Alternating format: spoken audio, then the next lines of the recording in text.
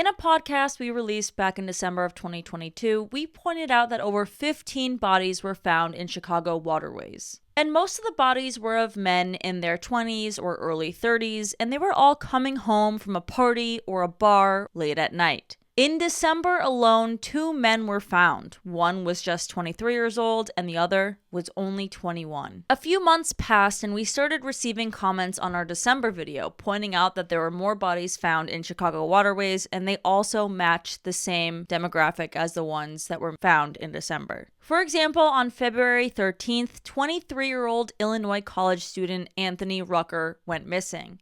His body was pulled on February 16th from Chicago Sanitary and Ship Canal. Then a day after Anthony Rucker's body was found, a 24-year-old named Joel Orduno was reported missing. Joel Orduno's body was found on March 16th. And in our last video, we left off on Seamus Gray, a 21-year-old Navy service member who was missing.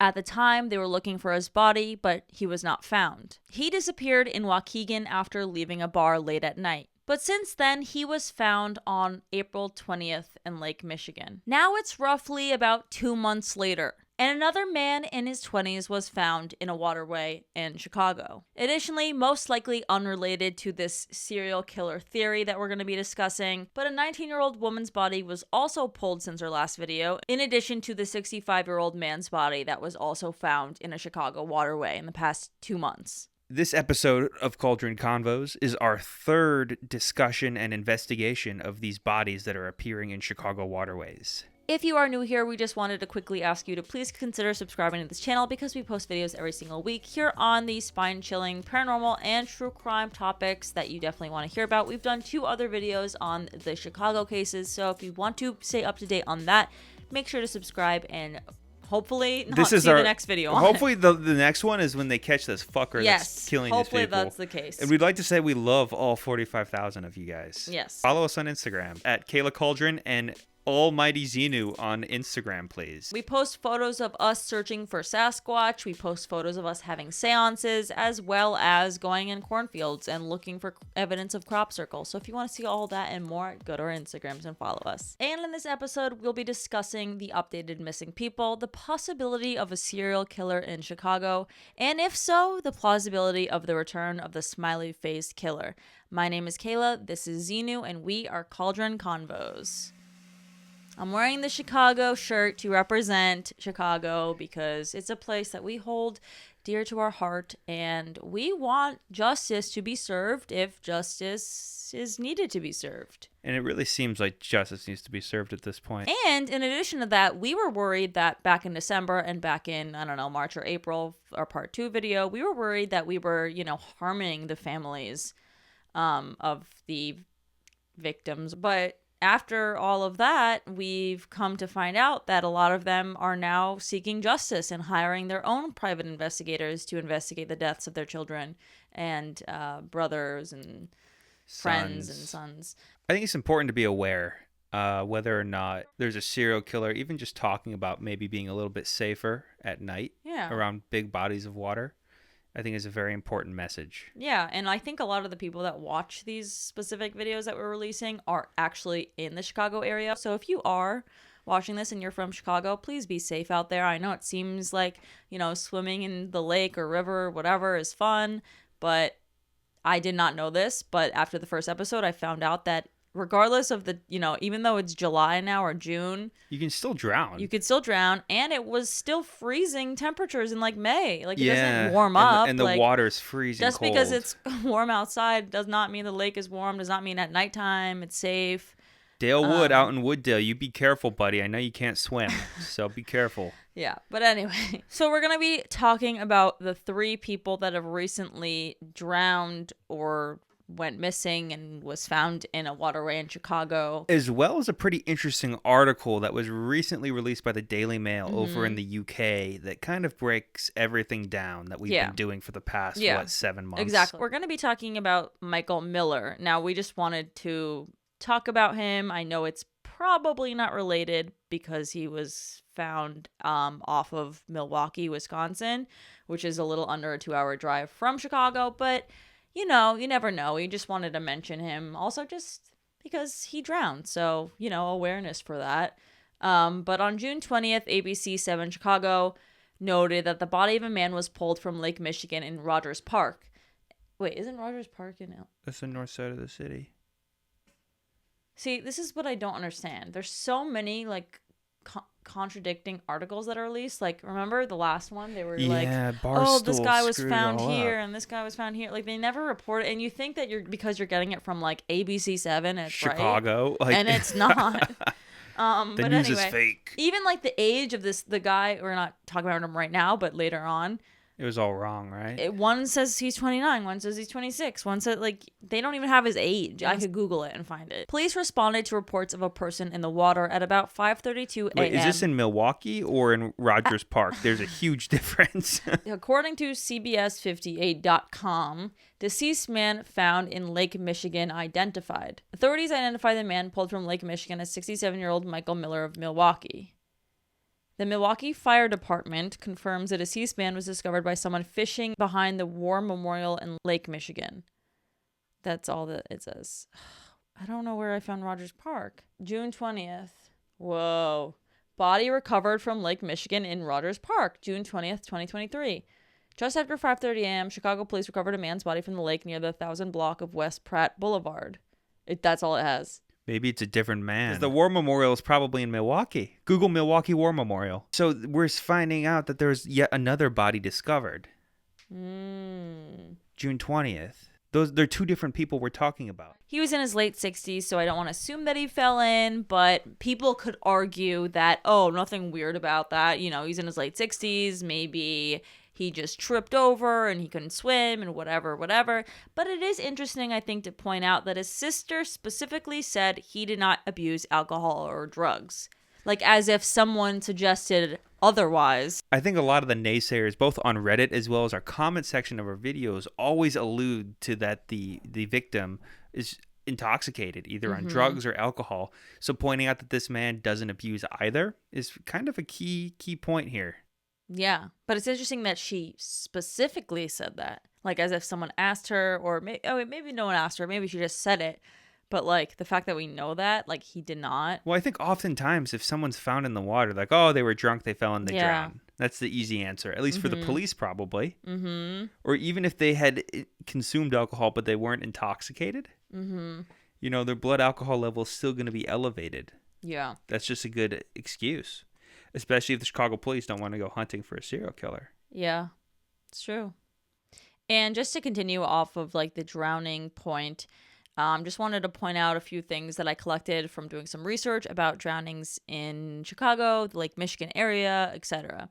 After 3 drownings in 2 days last summer, Chicago officials begged boaters and swimmers to, quote, please be responsible when on the water.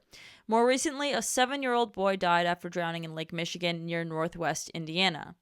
So far in 2023, 6 people have drowned in Lake Michigan, more than any other Great Lake, according to the Great Lakes Surf Rescue Project, which is a nonprofit group dedicated to drowning prevention. Now, you can probably fact check me on this, but I would assume that Lake Michigan probably has the largest population of people living on it out of all the Great Lakes. Or going and swimming, but yeah. Well, just looking at Lake Huron, Lake Superior, Lake Erie. Yeah. Detroit's not as big as Chicago, as far as I'm aware. Mm-hmm. Okay, well, let's go on to the next person that's been found in a Chicago waterway since our last video, part 2 of the Chicago series. Her name was Amy Keltz, and she was a woman that was last seen on June 21st. It was a Wednesday night, and witnesses reported that she was struggling to swim near Foster Street Beach. So this is a little bit different, where there were witnesses. They were the ones that called and reported her. She's only 20 years old. She was found Thursday morning. And here is a quote about Amy's drowning. They were swimming towards the wave breaker for a couple hours, and all of a sudden the wind speed picks up. The tide starts increasing and they started getting pulled in, Sukert told NBC Chicago. Witnesses said Keltz was struggling to swim back to shore with her friend Katie barely escaping the treacherous waters.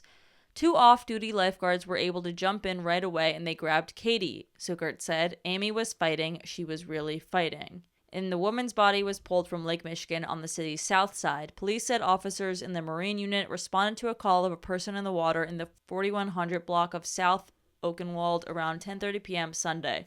A woman in her 40s was discovered and pulled. I just said she was 20. And now it's saying a woman in her 30 to 40s was discovered and pulled from the water by emergency crews. She was pronounced dead at the scene. The woman's identity has not yet been released. So there's like just conflicting information here. They just love confusing you. I know. Here. The media is really doing a bad job of covering this. Okay, so the brother of a 20-year-old woman who drowned in Lake Michigan is remembering her as a loving and giving spirit while urging people to practice water safety. So, his name is Un Sukert, and it was his younger sister, Amy Keltz of Warrenville, drowned in Lake Michigan Wednesday night during a visit to Foster Avenue Beach with her friend. The two were in the water when the visit took a tragic turn as waves picked up. They were swimming towards the wave breaker for a couple hours, and all of a sudden the wind speed picks up, the tide starts increasing, and they started getting pulled in. But how far could you be out? Like, you could just be out a little bit for this to happen? Yeah, you can get pulled into a rip current It's very lake, serious. Though. You would think that, it happens. I mean, I guess this is It's like swimming on the open ocean. Yeah. It's minus the sharks. And this NBC Chicago article does say Kelt's body was recovered from Lake Michigan Thursday morning, echoing a similar tragedy at Porter Beach in northwest Indiana, where an 18-year-old man died in a drowning. Oh. So this one's a little bit different than the others that we're talking about, but we still wanted to mention it to highlight the importance of safety when swimming in a lake, an ocean, wherever. Drownings do happen, and they are tragic. Do you think like drones will help this at all, or any like type of technology? I'm sure. Can't they like that notify people immediately? Yeah. Because if the lifeguard saw her, think about it this way: is the lifeguard going to jump after you if the lifeguard can't get back themselves? No, but couldn't they notify Coast Guard or someone? Yeah, like couldn't the technology device that is a drone that sees a person. There's like, actually a guy in California that flies a drone over surfers. Really? But he just films the sharks, and you can see people are like 5 feet away from sharks and don't even know it. I thought he did something helpful, not just like highlight. Well, no. I guess that is helpful in some way. Maybe Stay surfers woke. will see that. Yes, they woke. They'll see it and be like, maybe not. But anyway, okay, now we're getting into the case that is, I think, the most recent and at least is the most relevant to what we've been talking about in the 2 other videos that we've posted. And by far the fishiest. His name was Noah Enyos, and Noah Enyos' case appears somewhat similar to the others in December 2022 and earlier this year that we talked about. First, we'll go through what happened to Noah, and then we'll do a quick review on all of the young men that were found in a waterway in Chicago. So Noah Enyos was a 29-year-old man. He was a restaurant worker as well as a graphic t-shirt designer that was attending a concert with his coworker. Specifically, it was an Australian rock band concert at the Salt Shed, which is an old Morton salt factory or something? Yeah, so it's a salt shed is where they keep salt as far as I'm aware. But still? No, it's now a concert venue. Under the concert venue? No, but used to, when you're driving south on the highway going to the city in Chicago, you can still like see to the left, it says Morton on it. Yeah. You can still see it. Yeah, you still see it. Okay, yeah. I thought you meant there used to be. It's like, yeah. Still there. Yeah. It was a concert that was held at the Salt Shed, which was on June 12th. He was found at about 9:45 a.m. near the 1300th block of North Elston Avenue, which was not far from the venue, the Salt Shed. And he was found in the Chicago River. Mm-hmm. And this is a very industrial area. We were on Google Maps kind of clicking around, and it doesn't look like it would be super easy to end up in the river there. No, it's kind of weird. And it's also right next to a luxury car dealership. What do they do? I forgot what they sell. They sell nice cars. Oh, I forgot. And those types of places have lots of security cameras. Mm-hmm. So that was kind of my first idea really? When I saw this. Oh, maybe the luxury car dealership has some sort of security footage, as well as the Morton Salt Shed. Because if he's found on Elston, pull up a map, but that's right next to the Morton Salt Shed. Yeah. Especially with the Chicago River flowing, he must have gotten caught or something must have happened where he wasn't that in the water too long. I don't know. Yeah. But the Cook County Medical Examiner's Office said an autopsy was planned to determine the cause of death.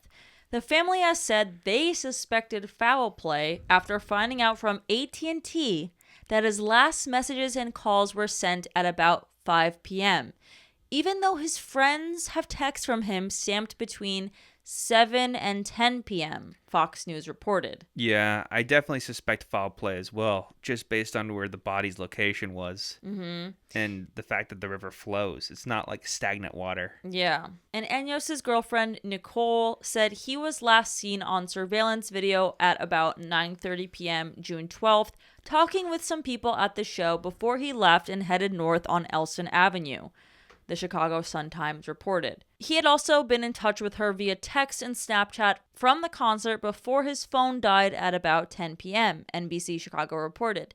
They did review some of the footage, and they saw him and his coworker walking around the venue at about 9:30 p.m. They said the show ended at 10 p.m., so there's a 30-minute gap that they're looking into to see maybe where he would have gone into the venue. She said the coworker told her the two became separated as the show was ending. Loved ones comforted each other at a candlelight vigil in front of the music venue Friday and thanked everyone who helped with their search efforts. Enyos' family said he had moved to the Chicago area about a year and a half ago with his girlfriend, who was heavily involved in the search for him after he went missing, and his younger brother. He was kind, loving, very artistic, loved music, loved animals, very smart, said his father, Stephen Enyos. He was really getting his life together before it was taken from him. Detectives are now conducting a death investigation and waiting for autopsy results.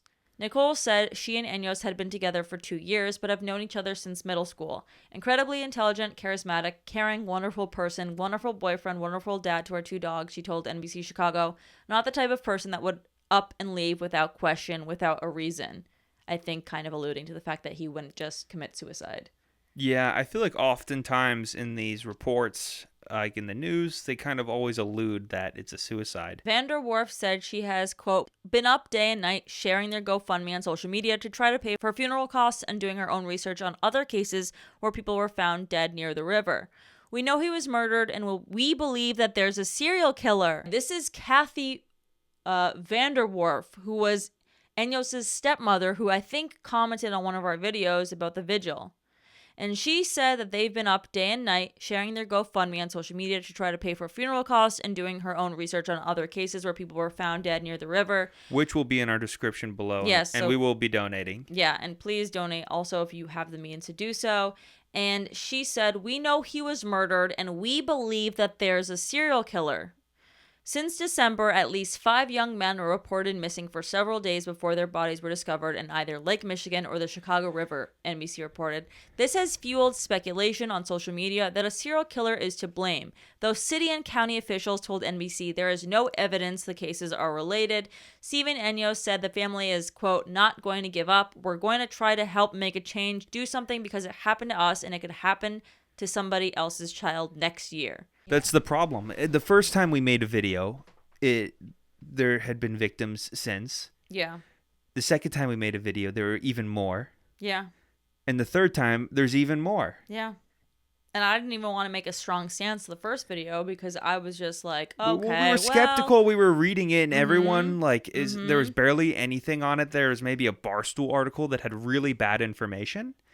And it was just kind of going back and forth with people online, and people were like, oh, they're just drunk, falling in. Yeah, but imagine being the family and it's just everyone wrong. Telling you that it's because your kid was drunk. It's because maybe, you know what? Maybe there are cases where that happens. I'm sure, but that's everywhere. Yeah.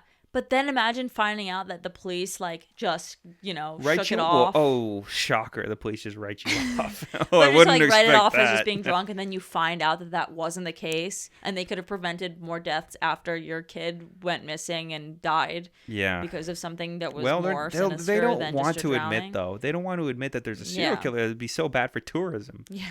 Oh. Everyone at Chicago. Well, it's bad for the economy. Now that we're up to date from our last video on this, I wanted to go through a timeline to see the dates as well as locations of where these young men went missing. I think something to note is that the most recent case, Noah, he was found a lot further north than most of the people. Elston is a pretty far north. Really? I thought it was straight. south. No, it's like in Logan Square almost. Oh. It's on the border between Logan Square and Lincoln Park. Yeah. But that's really far north compared to the rest of the bodies. The rest of the bodies are found in River North. It's not that far north. I mean, that's okay. I guess it's not that far north. Okay, when people, I feel like they think of a serial killer, they think they're all gonna be like doof, doof, within a like block. on the same block. Yeah, like, that's true. People have cars. Well, we were talking about the guy in Milwaukee as well as Seamus Gray. Yeah, that's true. So, that's true. Those are a little far out. I guess this is just like the Chicagoland area at this point. Christoph Zuber was last seen the night of December 3rd. He was last seen around 9:45 Saturday at the Howl at the Moon bar in Chicago's River North neighborhood. On December 7th, he was found at Oak Street Beach in the 1000 block of North DuSable Lake Shore Drive. Then we have Peter Salvino. He was a 25-year-old Northwestern University doctoral student who disappeared the night of Saturday, December 17th, which was 2 weeks exactly after Christoph disappeared. He was 25. Salvino told his friends that he was still on the way back walking home and was about a half mile away. His phone pinged the location near Diversey Harbor at 12:31 a.m. The friend called again at 12:37 a.m. to confirm he made it home, but he did not answer. Although the messages were successfully delivered to his phone, none of the friends received a response, and calls started going straight to voicemail at around 9:45 in the morning. According to Fox 32, quote, emergency crews in Chicago pulled the body of Peter Salvino from Diversey Harbor while searching the area where his cell phone last pinged before he vanished. Officers tracked down surveillance footage showing him walking in the wrong direction to get home from the party. The video showed him walking through the parking lot of the harbor and into the lake before trying to swim back out. So this is actually kind of an update, I believe, from the last video. This would be an update, yeah. Is that there was video footage of him going into the lake and trying to swim out. Though this was only according to one source. Because I feel like this would have been more... Single source material. I feel like this would be on the news. Yeah, that's weird. It is weird. Because another thing, people say, oh, they're just peeing in the lake and they fall in. Detectives believe that he may have been too intoxicated to save himself. It is unclear why he headed to the lake in the first place. I feel like if you're that intoxicated to jump into the water and try to swim, you're probably too intoxicated to frickin' get there. Also, wouldn't they have released his blood... his BAC level if they release it for someone else? Yeah. Why are they only releasing it for some of them? Well, because they don't want to accuse. I mean, I don't know the science behind decomposition and blood alcohol. Yeah, I don't know either. But I'm assuming they can tell. Yeah. But anyway, the place where Peter Salvino disappeared and Christoph disappeared were about 3.5 miles away from each other. That's so close. Now, Anthony Rucker, I'm not really going to talk about him again because it was declared as a suicide, and there's a lot of evidence, contributing to that. If you or someone you know, if you have a family member or a friend that you think is in need of help, you can call or text 988 to connect with the 988 Suicide and Crisis line. Please do so, and if this is triggering for you, please exit out of this video. So then we have Joel Orduno. He went missing and was last seen around 1 a.m. on February 17th at his home in the 2700th block of North Monticello Avenue. On March 16th, so just a day under a month, the body of 24-year-old Joel Orduno was recovered from the water in the 2700th block of North Levitt Street in Lincoln Park, according to police and the Cook County Medical Examiner's Office. Where Joel disappeared was about 5 miles west of Diversey Harbor, where Peter Salvino disappeared. This is just stuff that I've collected from going on literally maps to find out where the last locations were, but the police haven't really released this information and made a whole article about the different cases. They're being all because sketchy they don't want about it. Yeah. Joel's body was actually found in the Chicago River, so it doesn't appear that he fell in Lake Michigan. Because if he if he was in Logan Square and his body was found in the river, it wouldn't make sense if he went all the way east to Lake Michigan. His body couldn't go south and it would have to go through the river. locks. It wouldn't make sense. So the way the locks work for Lake Michigan is one door opens, the water level lowers to the level of the river, and then the the river locks open, and then you can drive your boat out, and then if you're going to the lake, the locks open, goes in, the water level raises, and then it opens, and then you drive out. So the odds of that happening with are a body extremely floating, low. Yeah, especially because that's monitored. Yeah, that too. And the odds of him falling into a river, unless he hits his head on the way down and drowning. Well, one thing I will note is that there are some parts of the Chicago River that are very hard to get out of. But to my understanding, there should be safety ladders, as well as people around almost all the time. That's true. I've gone walking down the Riverwalk in the middle of the night with my friends in Chicago, and there were people everywhere. But yeah, and I mean, the only other thing I could think of is if it's a suicide. But I think that they would have, talked to his family, and there would have been some I just can't imagine sign. suicide by drowning. Neither. There's no other information right now about his case. And then we have Seamus Gray, who was the last man that we talked about on this podcast. He vanished on March 18th in Waukegan. He was last seen at the Ibiza bar on Genesee Street. And his body hadn't been located by when we released our last show. Exactly. And his mother, Carrie Gray, did allege in the last one that we talked about this, that Seamus was assaulted outside of the establishment and was pickpocketed. Now, I don't know if she's later retracted that statement. I haven't found anything about that, but she did say that according to a news source, a reliable one from Chicago. As reliable as they can be. But anyway, police noted that Gray's blood alcohol concentration, or his BAC, was 0.14. Police, NCIS, and the coroner's office says the manner of death was, quote, undetermined. That probably just means it's been too long. I guess. I would assume wouldn't they just say drowning by intoxication by accident or something? Well, maybe. Weird. I don't know. Also, 0.14, I guess, yes, it is over the legal limit. It's almost double the legal limit. Okay, but the legal limit is like having 2 beers. So, what, a 21-year-old Navy guy had, 5? And he probably has a really good metabolism. And he probably is very fit. Like, if you fall in. Yeah. Yeah. But anyway, the quote, we received some more video down here at the lakefront from some of the businesses at the marina that were showing Seamus right on the water's edge, Mullins said, and so we focused our efforts searching the water again. Okay, so he was right on the water's edge, but wouldn't the video show him in the water? Yeah. How does that have to do with anything? Was he just near the, it's just weird. But anyway, his body was found April 19th in the water near Waukegan.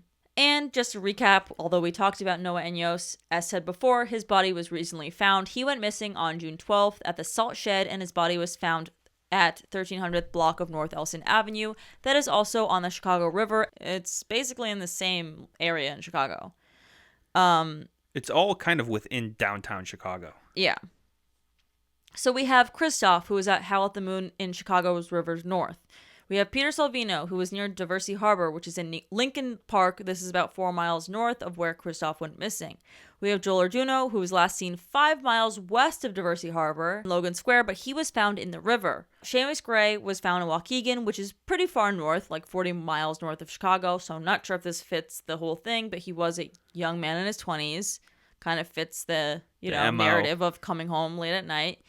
But then we have the most recent Noah Enyos at the Salt Shed, which is just 2.5 miles south of where Joel Arduino's body was found in the Chicago River. So I think both of them being found in the river, with their last locations being by the river and not by the lake at all, is kind of interesting. Like, hypothetically, if they fell in the river, what are the odds that both of them, hit their head on the way down or couldn't get out or whatever? Like, they're pretty low, especially them being young, especially them being it's wrong of the police fit, to not be looking into this. Yeah. Just to add to that, we didn't dig into this, but we have seen a lot of comments on our videos, as well as comments just going on social media about other locations throughout the United States where similar things are happening. For example, Rockford, Illinois, people are noting that similar things are happening. Moline, Illinois, people are also noting that this is happening. Boston even, and Austin, Texas specifically. I've been hearing a lot about Austin, Texas and this happening, and a lot of people attributing it to the smiley face killers. I don't want to assume who is doing it, or if it is the smiley face killer theory is kind of like it's like a gang in each state, kind of. Isn't that I've heard a couple of things that it's a group of serial killers, that it's a group of elite like socially high net worth people that like killing people. Like, kind of, it reminded me of The Purge. Oh, I was about to say that.